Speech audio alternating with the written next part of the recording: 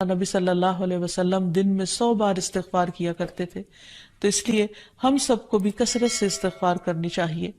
استغفار بیماریوں کا علاج بھی ہے اور اللہ کے عذاب سے بچانے والا بھی، اللہ سبحانہ وتعالیٰ کی رحمت پانے کا ذریعہ ہے، اور پھر بارش کے نزول کا ذریعہ بھی ہے، زراعت میں برکت کا ذریعہ، کبیرہ اور صغیرہ گناہوں سے معافی کا ذریعہ، اچھا اعمال نامہ پانے کا ذریعہ، یعنی قیامت کے دن انسان کو جن کی بخشش ہوگی ان کو خوشخبری دی جائے گی اور ان کا نامہ اعمال جو ہے وہ بہترین نامہ اعمال ہوگا۔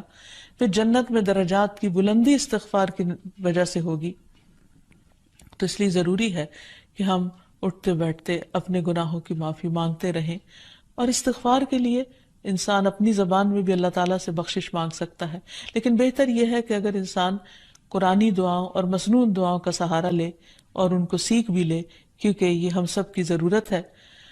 سورۃ نوح میں اللہ سبحانہ وتعالی فرماتے ہیں، حضرت نوح علیہ السلام نے اپنی قوم کو استغفار کرنے کو کہا، اور کیا کہا؟ فَقُلْتُ اسْتَغْفِرُوا رَبَّكُمْ، میں نے اپنی قوم سے کہا کہ اپنے رب سے استغفار کرو، اپنے رب سے معافی مانگو۔ تو نتیجہ کیا ہوگا؟ إِنَّهُ كَانَ غَفَّارًا، بے شک وہ بہت زیادہ معاف کرنے والا ہے۔ يُرْسِلِ السَّمَاءَ عَلَيْكُمْ مِدْرَارًا، تم پر آسمان سے خوب بارشیں برسائے گا، آسمان کو تم پر برسنے والا بنا دے گا۔ وَيُمْدِدْكُمْ بِأَمْوَالٍ وَبَنِينَ، تمہیں مال اور بیٹوں سے مدد دے گا۔ وَيَجْعَلْ لَكُمْ جَنَّاتٍ، تمہارے لیے باغات بنائے گا۔ وَيَجْعَلْ لَكُمْ أَنْهَارًا، اور تمہارے لیے نہریں جاری کر دے گا۔ آپ دیکھیں کہ ایک انسان کی خواہش کیا ہوتی ہے کہ اس کو کیا کچھ ملے، یعنی رہنے کا مقام اور حالات جو ہیں وہ پرسکون ہو، پھر اس کے بعد یہ کہ مال ہوں، بیٹے ہوں، باغ ہوں، اور زندگی کی اور آرائشیں اور نعمتیں ہوں۔ یہ ساری چیزیں کہاں سے ملتی ہیں، کیسے ملتی ہیں؟ استغفار سے ملتی ہیں۔ عام طور پر لوگ پریشان ہوتے ہیں، دکھی ہوتے ہیں۔ مثلا ایک شخص ایک بزرگ کی محفل میں آیا اور اس نے کہا کہ میرے حالات بہت تنگ ہیں، مجھے بہت پریشانی ہے، میرا رزق بہت تنگ ہے، تو آپ مجھے کوئی وظیفہ بتائیے۔ تو انہوں نے اس کو کہا کہ کثرت سے استغفار پڑھو۔ دوسرا آیا، اس نے کہا بچوں کی شادی نہیں ہوتی، تو آپ نے اس کو بھی کیا بتایا کہ کثرت سے استغفار کرو۔ تیسرا آیا تو کہنے لگا کہ بہت قحط سالی ہے، فصلیں اچھی نہیں ہوتی، تو آپ نے اس کو بھی استغفار کا بتایا۔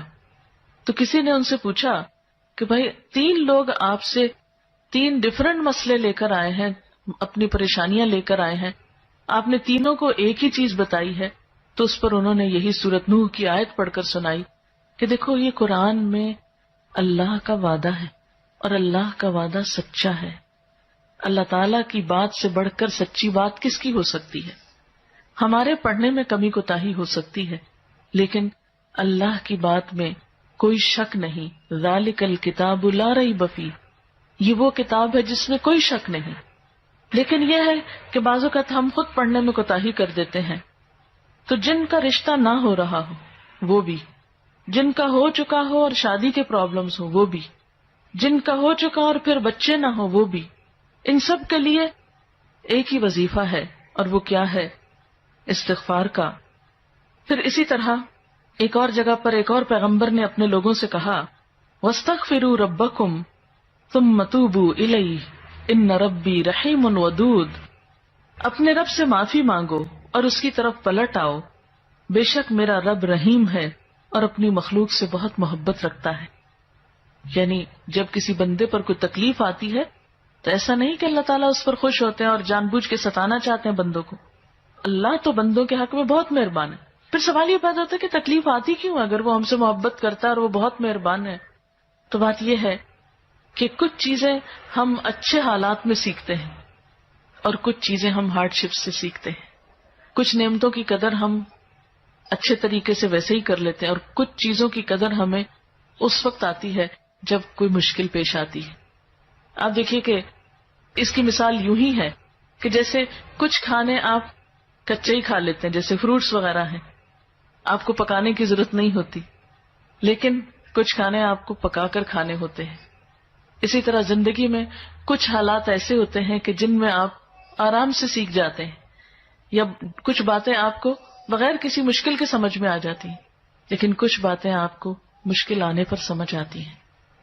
اور جس طرح انسان پختہ اور میچیور ہوتا ہے مشکلات میں، آپ نے دیکھا ہوگا کہ جو بچے ہارڈ شپس میں پلتے ہیں وہ بڑے ہو کر ان میں اسٹیمنا زیادہ ہوتا ہے، لیکن جو بچے بہت نعمتوں میں اور نازوں میں پلتے ہیں وہ اتنے بہادر اور اتنے ہمت والے نہیں ہوتے.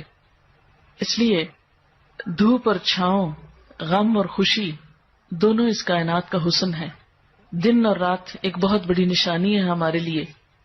تو اس لیے جب تکلیف آتی ہے تو اس موقع پر انسان اللہ کی طرف زیادہ رجوع کرتا ہے، اللہ کو زیادہ یاد کرتا ہے، زیادہ ذکر کرتا ہے، اور اس طرح انسان کے گناہ دنیا میں ہی معاف ہونے لگتے ہیں. ایک اور جگہ پر آتا ہے وَأَنِ اسْتَغْفِرُوا رَبَّكُمْ ثُمَّ تُوبُوا إِلَيْهِ يُمَتِّعْكُمْ مَتَاعًا حَسَنًا، اور یہ کہ تم اپنے رب سے معافی چاہو اور اس کی طرف پلٹ آؤ تو وہ تم کو اچھا سامان زندگی دے گا. یعنی دنیا کی اچھی نعمتیں کس سے ملیں گی؟